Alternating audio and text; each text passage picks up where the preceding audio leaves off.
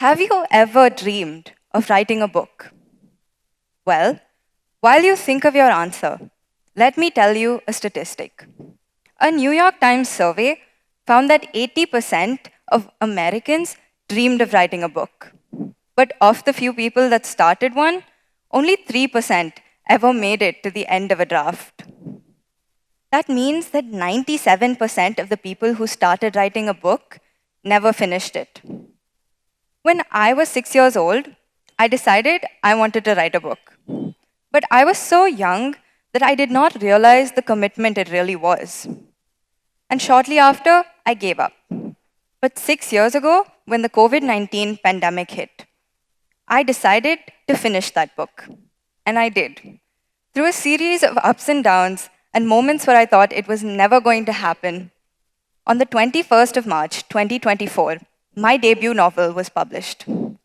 Good evening, everyone. My name is Eka Sriram, and I believe that stories were built to last. In the next 10 minutes, let me tell you why. By nature, humans want to be remembered. We are creatures that want to leave our mark on this earth that someone someday will discover. But I'm still in my last year of high school. I don't know how to do that. But I'm also a writer, and plenty of writers before me have become part of household staples, school curriculum, and leisurely reading. Which poses the question, how did they accomplish this? Well, the plain truth is that they never really intended to. Many of these writers never realized that their work would be recognized hundreds, thousands of years after their deaths. But still, their thoughts and their opinions are valid in our society today. Which brings us to another question. What did these books have in common? A combination of hard work, timing, and sheer luck. Because literature, by design, is a field where only the minority will ever be recognized. And that brings us to the real question of this talk and this entire forum, which is how is this field built to last under these circumstances? How has it lasted across centuries? Let us take a few examples to examine this. Take the Odyssey, an epic written by Homer over 2,000 years ago. And we still see new adaptations and iterations of this story being made even today. We relate to Odysseus' pride. We relate to his grief and to his longing for freedom. We reference his challenges in everyday metaphors and figures of speech. Take another example, Pride and Prejudice by Jane Austen. When we look at this novel, we think of it as a romance novel. But when you see the broader contours of it, we realize it's really a reflection of society. It is a criticism of the societal structure, of a woman's position in it. It analyzes the role of marriage as a means for survival. But I am not here to tell you what you already know about literature. I know, we all know that it is built to last. I'm sure we have theories as to why. So let us look at it from a different angle. What makes a piece of literature unable to last? Our society has seen the rise of machines and now artificial intelligence. And I never realized why I could tell so easily between a piece that was written by a human and something written by an AI. But when you really look at it, you find that an AI cannot capture the human experience. And I know people will disagree with me when I say this, but I don't think we can relate to something that cannot relate to us. And it doesn't make everything about an AI inherently bad, but it makes what it writes sound utopian and unrealistic. But that is not to say that all human writing is built to last. It's not, trust me. I have seen so many human stories that have not captured my eye. They ramble on and on without ever really saying anything. This is why I believe the best stories are the ones that can be delivered in just a few words. And I say this as someone who writes long format literature. I still think that stories translate best when the meaning doesn't have to be deciphered. But that is not to say that some level of intellect is not required to craft a story. You have to keep in mind your audience. A story that treats your audience like it needs to be spoon-fed will not find an audience at all.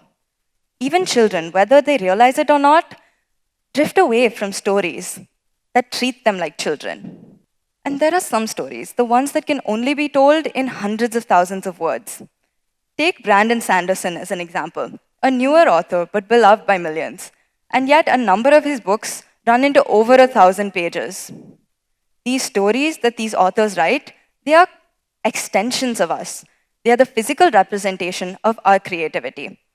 They are shaped by our values, and they are the physical representation of our thought patterns. But even a unique, imaginative story needs to have some amount of realism. It cannot be unrealistic. These stories don't just have a plot, they have a meaning. And some may think that these come off as preaching, but I'm here to tell you that what they really are is grounded in reality. A book that does this so well is Coco Mellor's Blue Sisters.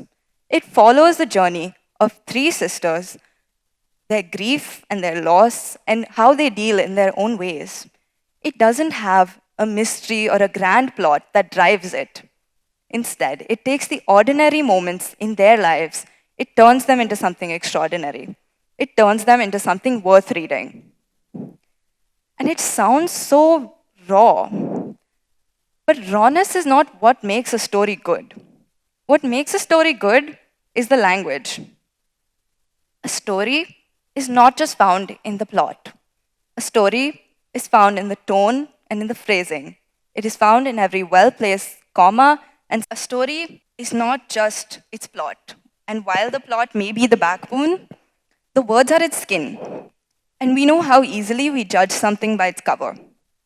So the words you use to express a story are just as important, if not more, than the story itself. Now I have another question for the audience. Have you noticed that in the last 7, maybe 8 minutes that I've been speaking, every single thing I've said contradicts itself?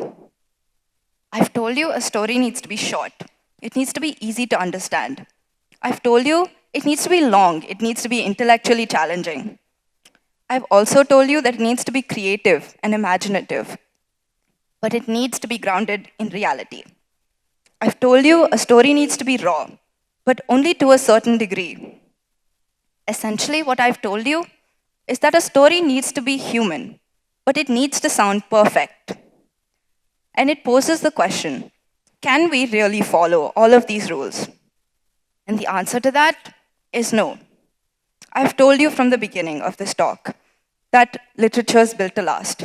But do you think that by following all these rules, trying to make perfect literature, that it actually can last? Everything about having rules in literature is contradictory. A story is built to last when we as humans fuse it with our individuality. A story cannot last if it is trying to be perfect instead of trying to be honest. The best stories are the ones that reinvent these rules, take these structures, turn them into something new, something individual, and something original.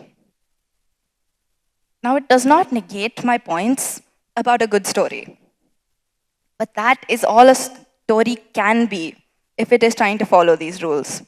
It cannot create an impact if it is trying to be focused on the tone or the grammar the entire time. I think the beautiful thing about literature, what makes it last, is its flaws. That is what makes it relatable to us. That is what makes it real. And I may speak as a writer, but I think this applies to all of us when I say that we have our stories. We want to express our stories. And these stories that we want to tell, they will change and they will evolve and they will no longer resemble what they do today. The story of Cinderella will one day be about machines and robots. But its core idea about class divide, about humanity, that will never change. That is its idea, that is what it is trying to communicate. And it brings us back all the way to the beginning of this talk, and it poses the question to us again. How is literature built to last when only a small percentage of the population will ever actually be heard? Well, even if we cannot all tell our stories to the world, the rest of us can listen. Us, you and me, sitting here in this auditorium, we can listen. We can nurture the minds of storytellers we can protect the art that connects us. Because literature did not just last because of the writers, it lasted because of the readers and the listeners, the people who really took home these ideas, the people who absorbed them and spread them. Literature lasted because we propelled it to last. And I will leave you with a few final thoughts at the end of this talk, which is that literature in its essence is communication.